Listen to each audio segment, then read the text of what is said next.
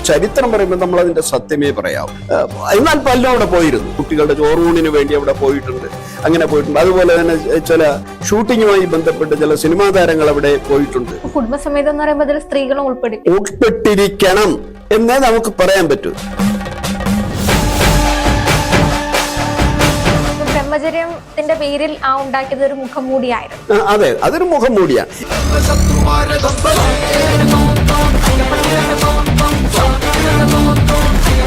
ഈ പന്തളത്തെ അയ്യപ്പൻ ഭാഗവശായിട്ടൊക്കെ പറയുന്നു സേവങ്ങളിൽ. അതിനകത്ത് ഒരു ചെറിയ ഒരു സൂചന നമുക്ക് കിട്ടുന്ന എന്താന്ന് വെച്ചാല്, അപ്പൊ ഞാൻ പറഞ്ഞല്ലോ വാവരുടെ ഒരു അമ്പലവനകത്തുണ്ടല്ലോ എന്ന്. അപ്പൊ അത് ഈ വാവരെന്ന് പറയുന്നത് മഹാവൈദ്യനായ ഒരു ശിങ്കാര് മുഹമ്മദിന് മേട്ടമ്പുറത്ത് കുരുതി നടത്തുന്നതിന് താങ്കൾ കുടുംബസമേതം വന്നിരുന്ന് കർമ്മം ചെയ്യുന്നതിന് 40 കോൽ ചതുരത്തിൽ അനുവദിക്കുന്നു എന്നാണ് സ്ഥലം. 40 കോൽ ചതുരം. 40 കോൽ എന്ന് പറയും ഏതാണ്ട് 100 അടി ചതുരത്തിലാണ്. താങ്കൾ കുടുംബസമേതം വന്നിരുന്ന് എന്ന് പറയുന്നുണ്ട്. സ്ത്രീകളെന്ന് പറയുന്നില്ല, കുടുംബസമേതം. അപ്പൊ അതിനകത്ത് സ്ത്രീകളെന്ന് പ്രവേശിച്ചിരുന്നില്ലേ എന്നൊരു സംശയം വരാം. എന്നല്ലാതെ സ്ത്രീകൾ കൃത്യമായി പ്രവേശിച്ചിരുന്നു എന്ന് പറയാൻ വ്യക്തമായ തെളിവ് നമുക്ക് ലഭ്യമല്ല. അപ്പൊ ഒരു ചരിത്രം പറയുമ്പോൾ നമ്മൾ അതിന്റെ സത്യമേ പറയാവൂ. എന്നാൽ പലരും അവിടെ പോയിരുന്നു. ഇപ്പൊ തിരുവിതാംകൂർ റാണിമാരവിടെ പോയിട്ടുണ്ട്. അവരുടെ ഒരു ആ യുവത്വമൊക്കെ നിൽക്കുന്ന, യുവത്വം പ്രസരിച്ചു നിൽക്കുന്ന ഒരു കാലത്ത് തന്നെ അവര് അവിടെ പോയിട്ടുണ്ട്. കുട്ടികളുടെ ചോറൂണിന് വേണ്ടി അവിടെ പോയിട്ടുണ്ട്, അങ്ങനെ പോയിട്ടുണ്ട്. അതുപോലെ തന്നെ ചില ഷൂട്ടിങ്ങുമായി ബന്ധപ്പെട്ട് ചില സിനിമാ താരങ്ങൾ അവിടെ പോയിട്ടുണ്ട്. അപ്പൊ ഇതൊക്കെ നമുക്ക് രേഖകളാണ്. പക്ഷേ അത് ഔദ്യോഗികമായിരുന്നു അല്ലാതെയാണോ എന്നുള്ളതിനെ കുറിച്ചൊന്നും നമുക്ക് വ്യക്തമായ രേഖകളില്ല. പ്രാചീന കാലത്ത് അങ്ങനെ പോയിരുന്നു എന്നുള്ളതിനെ കുറിച്ചും തെളിവുകളില്ല. പക്ഷെ ആകെ നമുക്ക് കിട്ടുന്ന ഒരു രേഖ ഇതാണ്: ഈ ശിങ്കാര മുഹമ്മദിന് സകുടുംബ സമേതം അവിടെ വന്നിരുന്ന് മേട്ടമ്പുറത്ത് കുരുതി നടത്തുന്നതിന് ഉള്ള അവകാശത്തിന് ഈ 40 കോൽ ചതുരത്തിൽ ഭൂമി അനുവദിക്കുന്നു എന്ന് പറയുന്നു. അപ്പൊ കുടുംബസമേതം എന്ന് പറയുമ്പോൾ അതിൽ സ്ത്രീകളും ഉൾപ്പെട്ടിരിക്കണം എന്നേ നമുക്ക് പറയാൻ പറ്റൂ. പക്ഷെ അത് ഹിന്ദു അല്ലാന്നോട് നമ്മൾ മനസ്സിലാക്കണം. മുസ്ലിം സ്ത്രീകൾക്ക് അവിടെ പ്രവേശനം ഉണ്ടായിരുന്നോ, അവർ പോയിരുന്നോ, അതൊക്കെ നമ്മൾ മറ്റു രേഖകൾ കണ്ട് തെളിയുക. അപ്പൊ ആകെ നമുക്ക് കിട്ടുന്ന ഒരു രേഖ ഇതാ. അപ്പോ അങ്ങനെ ഒരു രേഖകൾ നമ്മൾ തപ്പിയെടുക്കുകയാണെങ്കിൽ അപ്പൊ ഉണ്ടാവുന്ന ഒരു സംശയമായിരിക്കും, ഹൈന്ദവ സ്ത്രീകൾക്ക് മാത്രമാണോ അത്തരത്തിലുള്ള ഐറ്റങ്ങൾ ഉണ്ടായിരുന്നത് എന്ന് നമുക്ക് പിന്നീട് തെളിയിക്കേണ്ടി വരും, കണ്ടെത്തേണ്ടി വരും. പക്ഷെ എന്തായാലും ആസ് ഇറ്റ് ഈസ് ലഭ്യമായ തെളിവാണ് ഞാൻ പറയുന്നത്. എന്റെ കയ്യിൽ കിട്ടിയ രേഖയിൽ ഈ ഒരു സാധനം മാത്രമേ ഉള്ളൂ. മറ്റു രേഖകളൊന്നും എന്റെ കയ്യിൽ നിലവിൽ ഇതുവരെയും കിട്ടിയിട്ടില്ല. ഇരിക്കുമ്പോ നമുക്ക് നോക്കാവുന്നതാണ്. അപ്പൊ ബ്രഹ്മചര്യത്തിന്റെ പേരിൽ ആ ഉണ്ടാക്കിയത് ഒരു മുഖംമൂടിയായിരുന്നു. അതെ, അതൊരു മുഖംമൂടിയാണ്. ഇപ്പൊ അയ്യപ്പൻ ബ്രഹ്മചാരി ആയിരുന്നു ഇല്ലെന്ന്. അപ്പൊ അതിനകത്ത് മറ്റൊരു കാര്യമുണ്ട്. ഇപ്പൊ അയ്യപ്പനെ സംബന്ധിച്ചിടത്തോളം അവിടെ ആധികാരികമായ പാട്ട്, അയ്യപ്പന്റെ ചരിത്രം നമുക്ക് തിരഞ്ഞെടുക്കാവുന്ന പാട്ടുകൾ എന്ന് പറഞ്ഞാൽ ശേവങ്ങൾ എന്നാ പറയുക. ശേവങ്ങൾ എന്ന് പറയുന്ന നാടോടി പാട്ടുകളുണ്ട്. അതായത് പന്തളശേവം, പിന്നെ പാണ്ഡിശേവം, പിന്നെ ഈഴശേവം, അങ്ങനെ കുറെ ശേവങ്ങളുണ്ട്. പുലിശേവം എന്നൊക്കെ പറഞ്ഞിട്ട്, പിന്നെ പന്തളശേവം, പുലിശേവം, പാണ്ഡിശേവം, അങ്ങനെ ശേവം. അപ്പൊ ഈ ശേവങ്ങൾ എന്ന് പറഞ്ഞാൽ എല്ലാം കൂടെ ഓരോന്നിനും ഏകദേശം പിന്നെ ഒരു ഏതാണ്ട് 60-70 വരികൾ വരുന്ന പാട്ടുകൾ. പക്ഷെ അതിനകത്ത് ഈ പന്തളത്തെ അയ്യപ്പൻ ഭാഗവശായിട്ടൊക്കെ അല്ലത്തെ പറയുന്നുണ്ട്. സേവങ്ങളിൽ പറയുന്നുണ്ട്. പലയിടത്തും ഇങ്ങനെ സൂചനകളുണ്ട്. അപ്പൊ എല്ലാം തമ്മിൽ വലിയ സാമ്യമൊന്നും ഇല്ലെങ്കിലും ചിലതിലൊക്കെ ചില സേവങ്ങളിൽ അതിനകത്ത് പറയുന്നുണ്ട്. പാണ്ഡിശേവത്തിൽ പറയുന്നുണ്ട്, പാണ്ഡിശേവത്തിൽ അയ്യപ്പൻ അതേപോലെ പന്തളശേവത്തിൽ പറയുന്നുണ്ട്.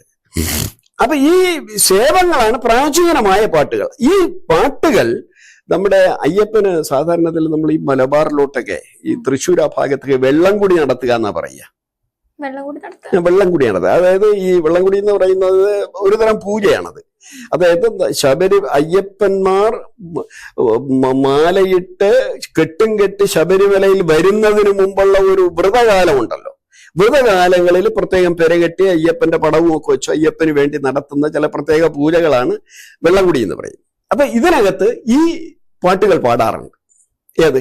ഈ പന്തളശേവവും ഈ പുലിശേവവും ഈ പിന്നെ വേളാർ ശേവം, പാണ്ഡിശേവം, ഈഴശേവം തുടങ്ങിയ പാട്ടുകൾ പാടാറുണ്ട്. അപ്പൊ അതിനകത്തേക്ക് അയ്യപ്പൻ പിന്നെ ബ്രഹ്മചാരി അല്ല.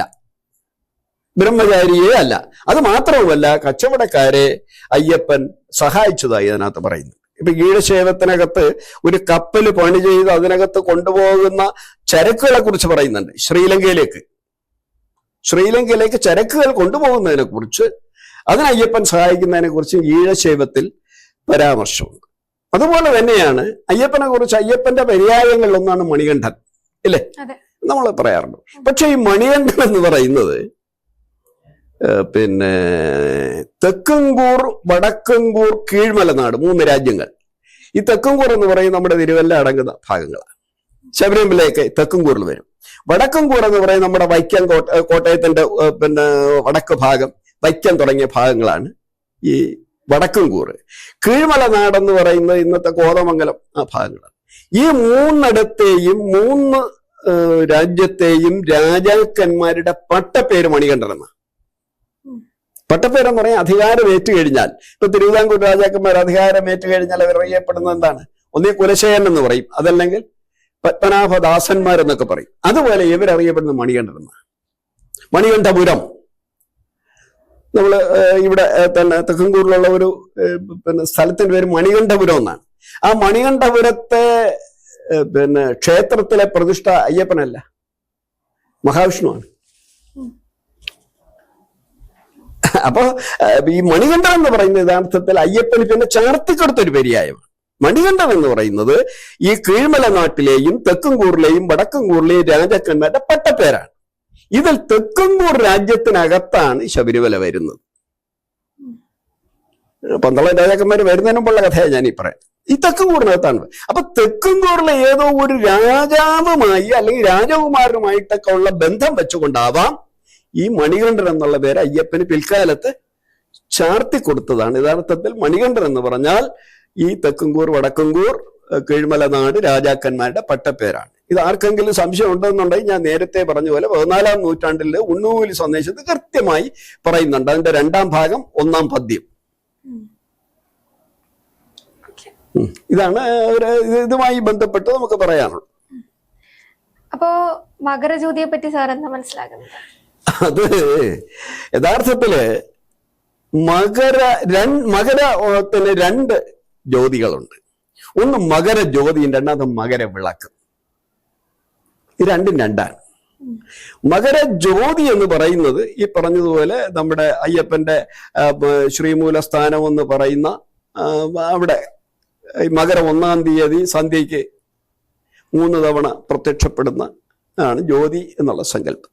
മകരവിളക്കെന്ന് പറയുന്നത് ശബരിമല, അതായത് നമ്മുടെ മാളികപ്പുറത്ത് നിന്ന് ശബരിമലയിലേക്ക് അയ്യപ്പന്റെ നടയിലേക്ക് കൊളുത്തിക്കൊണ്ടുവരുന്ന ഒരു വലിയ ദീപസമൂഹമാണ് മകരവിളക്കെന്ന് പറയുന്നത്. അപ്പൊ മകരവിളക്ക് അത് കൃത്യമായി ഇപ്പോഴും നടന്നു വരുന്നുണ്ട്. ഈ മകരജ്യോതി എന്ന് പറയുന്നത് അത് പിൽക്കാലത്തെ യുക്തിവാദികളൊക്കെ അവിടെ ചെന്ന് അവിടെ ചെന്ന് പടക്കം കത്തിക്കുകയും പിന്നെ എലിവാണം കത്തിക്കുകയൊക്കെ ചെയ്ത സംഭവങ്ങളൊക്കെ ഉണ്ടായിരുന്നു. അത് യഥാർത്ഥത്തില് അത് കത്തിക്കുന്നതാണെന്നുള്ളത് സമ്മതിച്ചിട്ടുണ്ട്, എല്ലാവരും സമ്മതിച്ചിട്ടുള്ളതാണ്. അതിന്റെ ചിത്രങ്ങൾ പുറത്തുനിന്നുണ്ട്. അത് അവിടെ കൊളുത്തിയിരുന്ന ഇലക്ട്രിസിറ്റി ബോർഡിലെ ഒരു ഡ്രൈവർ, ഒരു ഗോവിയുടെ ഒരു ഇന്റർവ്യൂ ഒക്കെ ഒരിക്കൽ പത്രത്തിൽ വന്നാണ്. അത് അദ്ദേഹമായിരുന്നു അത് കൊളുത്തിയിരുന്നൊക്കെ പറഞ്ഞു. അത് എനിക്ക് തോന്നുന്നത് നമ്മൾ ഈ മകരവിളക്കും അയ്യപ്പനും മകരജ്യോതിയും മകര 1-ാം തീയതിയും തമിഴ്നാട്ടിലെ മകരപ്പൊങ്കലും വരുന്ന ഒറ്റ ദിവസം. മനസ്സിലായോ? ഒന്ന്, നമ്മൾ ഏതാണ്ട് 36 ആദിവാസി സമൂഹം നമുക്ക് ഈ പശ്ചിമഘട്ടത്തിലുണ്ട്. അതിൽ ഒട്ടുമുക്കാൽ സമൂഹങ്ങൾക്കും, പ്രത്യേകിച്ച് ഇടുക്കി മുതൽ തെക്കോട്ടുള്ള ആദിവാസി സമൂഹങ്ങളുടെ ഭാഷയിൽ, അവരുടെ സംസാര ഭാഷയിൽ ഇന്നും തമിഴിന്റെ കലർപ്പ് കാണും. ഈ കാണിക്കാരുടെ ഇതിൽ അത് കാണാൻ പറ്റും, മലയരയുടെ ഇതിലൊക്കെ തമിഴിന്റെ കലർപ്പ്, വെറും കലർപ്പല്ല, ഒരു ശക്തിയായ ഒരു കലർപ്പ് തന്നെ നമുക്ക് കാണാൻ പറ്റും. അപ്പൊ അതിന്റെ അർത്ഥം എന്താണ്? ഈ തമിഴ്നാട് ബോർഡറിൽ കിടക്കുന്ന ഈ പ്രദേശങ്ങൾ അവർക്ക് തമിഴുമായി ബന്ധം ഉണ്ടായിരുന്നു. ഒരുപക്ഷെ തമിഴ്നാട്ടിൽ നിന്ന് ഇങ്ങോട്ട് കുടിയേറിയവരാവാം, അല്ലെങ്കിൽ ഇവിടുന്ന് അങ്ങോട്ട് കുടിയേറിയിട്ട് അങ്ങനെ ബന്ധം വന്നതാവാം. എന്തായാലും തമിഴ്നാടുമായി ഭാഷാപരമായും ഗോത്രപരമായും ബന്ധമുള്ളൊരു സമൂഹമാണ് ഈ ഭാഗത്ത് കിടക്കുന്നത്. അതുകൊണ്ട് തന്നെ തമിഴ്നാട്ടിലെ മകരപ്പൊങ്കലും ഈ മകരവിളക്കുമായി ഈ ആദിവാസികളുമായി അതിന് ബന്ധം ഉണ്ടാവാം. അതുകൊണ്ട് തന്നെ ഈ വിളക്ക് ദിവസം അല്ലെങ്കിൽ മകര പൊങ്കൽ ദിവസം മകര 1-ാം തീയതി ഈ ആദിവാസി സമൂഹം മകരസംക്രമത്തിന്റെ അന്ന്, മകരസംക്രമം എന്നാ പറയുക, അതായത് ധനു 29 കഴിഞ്ഞ് മകരത്തിലേക്ക് കിടക്കുന്ന ദിവസമാണല്ലോ മകരസംക്രമം എന്ന് പറയും, സംക്രമിക്കുന്ന ദിവസം. അന്ന് അവര് നടത്തിയ ആഴിപൂജയോ മറ്റോ ആണ്. അത് പിൽക്കാലത്ത്, അതായത് ശബരിഗിരി പ്രോജക്റ്റ് വന്നപ്പോൾ 300ഓളം മലയരയരെ അവിടുന്ന് ഒഴിപ്പിച്ചിട്ടുണ്ട്. അതോടുകൂടി ഈ ആഴി അങ്ങ് നിന്നു. അതിന്റെ പകരം ഇവരെന്ത് ചെയ്തു, ആരോ ഈ കൊളുത്തി കാണിക്കുന്ന ഒരു സമ്പ്രദായത്തിലേക്ക് അത് വന്നതാണ്. അപ്പൊ മലയരയരെ 300ഓളം കുടുംബങ്ങൾ അവിടെ മാറ്റി എന്നുള്ളത് സർക്കാർ ഇലക്ട്രിസിറ്റി ബോർഡിന്റെ രേഖയിലുണ്ട്, ശബരിഗിരി പ്രോജക്റ്റുമായി ബന്ധപ്പെട്ട്. അതിനുശേഷം ഇവർ ചെയ്തതാണ്. അപ്പൊ അത് ഒരു വിശ്വാസമായി. അതിന്റെ പേരിൽ എത്രയോ ആളുകൾ പുൽമേട് ദുരന്തമൊക്കെ 100 അതിലേറെയോ ആളുകളൊക്കെ മരിച്ചത് നമുക്ക് അറിയാം. പക്ഷെ എന്നാലും വിശ്വാസമായി ഇപ്പോഴും നിലനിൽക്കുന്നു എന്നുള്ളതാണ്. ഇത് അവർ തന്നെ സമ്മതിച്ചിട്ടുണ്ട് കൊളുത്തുന്നതാണെന്ന് സംബന്ധിച്ച ഒരുപാട് സംഭവങ്ങളുണ്ട്. അല്ല, ഇന്ത്യൻ എക്സ്പ്രസിൽ വലിയ വാർത്ത തന്നെ വന്നിട്ടുണ്ട്. ഇത് ഗോപി എന്ന് പറയുന്നത്, അദ്ദേഹം ഇപ്പൊ ജീവിച്ചിരിപ്പുണ്ടോ എന്ന് എനിക്കറിയില്ല. അയാളുടെ ഒരു ഇന്റർവ്യൂ ഒരിക്കൽ വന്നിരുന്നു. അദ്ദേഹം ഡ്രൈവറായിരുന്നു. അപ്പോൾ ഈ ദേവസ്വം ബോർഡും ഇലക്ട്രിസിറ്റി ബോർഡും തമ്മിൽ ചെയ്യുന്ന, അവര് ഇരു കൂട്ടരും കൂടി ചെയ്യുന്ന ഒരു സമ്പ്രദായമാണ്. ആദ്യമായി ഇവര് യുക്തിവാദികൾ അവിടെ ചെന്ന് കൊളുത്തുകയൊക്കെ ചെയ്തതിന്റെ പേരില്ലാത്ത ചാർജൊക്കെ നടന്ന സംഭവങ്ങളൊക്കെ റിപ്പോർട്ട് ചെയ്യപ്പെട്ടിട്ടുണ്ട്. അവരുടെ തന്നെ പുസ്തകങ്ങൾ, നിരവധി കൃതികളിൽ അത് പറയുന്നുണ്ട്. ഇപ്പൊ ഏതാണ്ട് എല്ലാവർക്കും തീർച്ചയാണത് ഈ മകരജ്യോതി എന്ന് പറയുന്നത് ഇങ്ങനെ കൊളുത്തുന്നതാണ്, മനുഷ്യ നിർമ്മിതമാണ് എന്ന് പറയും. അപ്പൊ ആ സമയത്ത് പലപ്പോഴും കൃഷ്ണപരുന്തിന്റെ സാന്നിധ്യം പറയുന്നതോ അതെന്താ? കൃഷ്ണപരുന്തിന്റെ സാന്നിധ്യം അത് ഈ എല്ലാ സമയത്തും എല്ലാ ദിവസവും അല്ലെങ്കിൽ എല്ലാ സമയത്തും ഈ കൃഷ്ണപരുന്ത് ഇങ്ങനെ പറക്കാറില്ലെന്നും, ഇതൊക്കെ ഞാൻ കാണാത്തത് കൊണ്ടും എനിക്കതിനെ കുറിച്ച് വ്യക്തമായ ഒരു ഇതില്ലാത്തതുകൊണ്ട് ഞാൻ പറയാം. പക്ഷെ പലരും പറയുന്നത്, ഞാൻ വായിച്ചറിയുള്ള അറിവ് മാത്രമേ ഉള്ളൂ, കൃഷ്ണപരുന്ത് എപ്പോഴും പറക്കാറില്ല. കൃഷ്ണപരുന്ത് ഉണ്ട്. അപ്പൊ പരുന്തിടയ്ക്കിടയ്ക്ക് പറക്കുന്നുണ്ട്. അത് വിളക്കുള്ള ദിവസം, വിളക്കില്ലാത്ത ദിവസം പരുന്ത് പറക്കാറുണ്ട്. പക്ഷെ ഈ കൊളുത്തുന്ന എല്ലാ സമയത്തും പരുന്ത് പറന്നതായി അനുഭവങ്ങളില്ല. കാര്യം, ഒരു വിളക്ക് ഒരിക്കൽ കണ്ടയാള് പിന്നെ അടുത്ത വിളക്കും കാണണമെന്നൊന്നുമില്ല. ഒന്ന്. രണ്ടാമത്തെ കാര്യം എന്ന് പറയുന്നത്, നമ്മൾ ഒരു കാര്യം ഇങ്ങനെ പറഞ്ഞ് ഞാൻ ഇന്നാല് കാക്ക ശബ്ദിച്ചു എന്ന് പറഞ്ഞ ഒരു കഥ പോലെ ഈ ഒരു കാര്യം ഇങ്ങനെ പറഞ്ഞ് നമുക്ക് ഇതാണ്. ഇപ്പൊ ഒരു ഉദാഹരണമാണ് CP രാമസ്വാമിയുടെ മൂക്ക് വെട്ടിയ കഥ. നിങ്ങൾ കേട്ടിട്ടുണ്ടാവും. നമ്മളിപ്പോഴും അങ്ങനെ വിശ്വസിക്കുകയാണ്. പക്ഷെ അദ്ദേഹത്തിന് ചികിത്സിച്ച ഡോക്ടർ കൃത്യമായി എഴുതുന്നുണ്ട്, CP മൂക്കിലൊന്നും ആരും വെട്ടിയില്ല. വെട്ടിയത് കഴുത്തിലാണ്. കഴുത്തിൽ കൊള്ളേണ്ടതിന് പകരം കവിളിലാണ് കൊണ്ടത്. കവിളില് 4 തയ്യലുണ്ടാകുന്നതെന്ന് വെച്ചാൽ ഡോക്ടർ പറയുന്നു. പക്ഷെ ഡോക്ടർ പറയുന്നത് നമുക്ക് വിശ്വാസമില്ല. നമ്മൾ പറയുന്നത് എന്താണ്? നാട്ടുകാർ പറയുന്ന മൂക്കുവെട്ടിയ കഥയാണ്. അപ്പൊ അത് ഒരു വിഷയം ഇങ്ങനെ പറഞ്ഞതിന് ഉറപ്പിച്ചു കഴിഞ്ഞാൽ ഈ ഒരുതരം ഗീബൽസിൻ തന്ത്രം പോലെയാണ്. ഒരു കാര്യം ഇങ്ങനെ 100 തവണ ആവർത്തിക്കുമ്പോൾ അത് സത്യമെന്നും ചരിത്രമെന്നും ഒന്ന നിലയിലേക്ക് മാറുകയാണ്. അങ്ങനെ ആയതാവാം ഈ പരുന്ത് പറക്കൽ എന്ന് പറയുന്നത്. ഈ വിളക്കിന് അങ്ങനെ സ്ഥിരമായി പരുന്ത് പറക്കാറുണ്ട്, അല്ലാത്തപ്പോഴും പറക്കാറുണ്ട്, ഈ സമയത്ത് മാത്രമല്ല. പക്ഷെ എല്ലാ വിളക്കിനും എല്ലാ സമയത്തും പരുന്ത് പറന്നതായി അനുഭവമില്ല എന്നാണ് പറയുന്നത്. ഞാൻ പിന്നെ ഈ തിരക്കിൽ ഞാൻ പോകാറില്ല. ശബരിമല പോയിട്ടുണ്ട്, പക്ഷെ ഈ വിളക്കിനൊന്നും ഞാൻ പോയിട്ടില്ല. ഇപ്പൊ ശാസ്താവുമായി സംബന്ധിച്ചിട്ടാണെങ്കിലും ചരിത്രപരമായിട്ടുള്ള കുറേ അധികം കാര്യങ്ങളാണ് സാർ ഞങ്ങൾക്ക് പറഞ്ഞത്. അപ്പോ ഇത്രയും നേരം അല്ലെങ്കിൽ ശാസ്താവ് സംബന്ധിച്ചിട്ട് ഒരുപാട് സംശയങ്ങളും അല്ലെങ്കിൽ ഒരുപാട് ഞാൻ നേരത്തെ പറഞ്ഞ പോലെ തന്നെ പല ഡയമെൻഷൻസിലും കേട്ടിട്ടുള്ള കഥകൾക്ക് ചരിത്രപരമായിട്ടൊരു മറുപടിയാണ് സാർ ഇപ്പൊ നൽകിയത്. നന്ദിയുണ്ട്.